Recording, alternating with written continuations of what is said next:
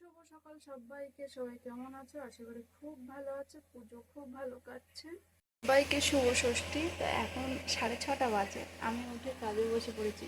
আমার ছুটি নেই আজকে, হয়তো মালটা শেষ করে কদিন আর কাজ নেব না। কোথাও না গেলেও বাড়ি আর ভালো লাগছে না, টানা তো সারা বছর কাজ করি, পুজোর কটা দিন নাই বা করলাম।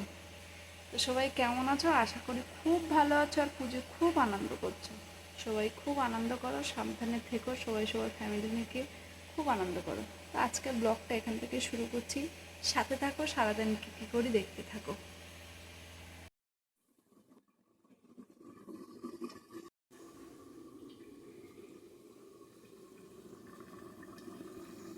খুব রৌদ্র উঠেছে, মানে প্রচণ্ড রোদ বেরিয়েছে, তার জন্য খানিকটা কাচাকুচি করে দিলাম রান্না করতে করতে। রান্না হয়ে গেছে প্রায়, এবার যাবো চান করতে। তো আপাতত সকালে রান্না হচ্ছে আলু টমেটোর তরকারি আর ভাত হয়ে গেছে। ভাতটা উপর দিয়ে যাবো চান করতে, পুরো ভিজে গায়ে আমি।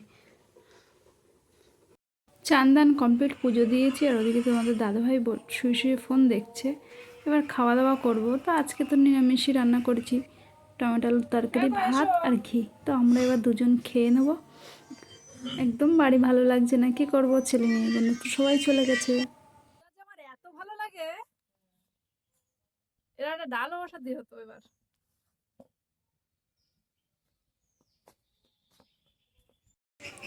তো গিয়েছিলাম ডলিমাদের বাড়ি খাওয়া দাওয়া করে এসে আবার মেশিনে বসে পড়েছে। এবার খানিকক্ষণ কাজ বাজ করে নেবো। 5টা বাজে, রান্না বান্না সব কাজ করছি।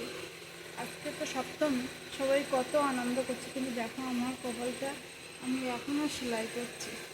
কী করবো, আমাদের মতন গরিব মানুষদের পুজো পার্বণ বলে কিছু হয় না। যা হয় সংসারে থেকেই কাজকর্ম আর আনন্দ, এটুকুই।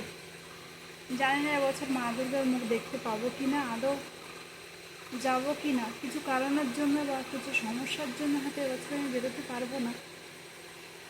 আশা করছি মা সবার মঙ্গল করুক,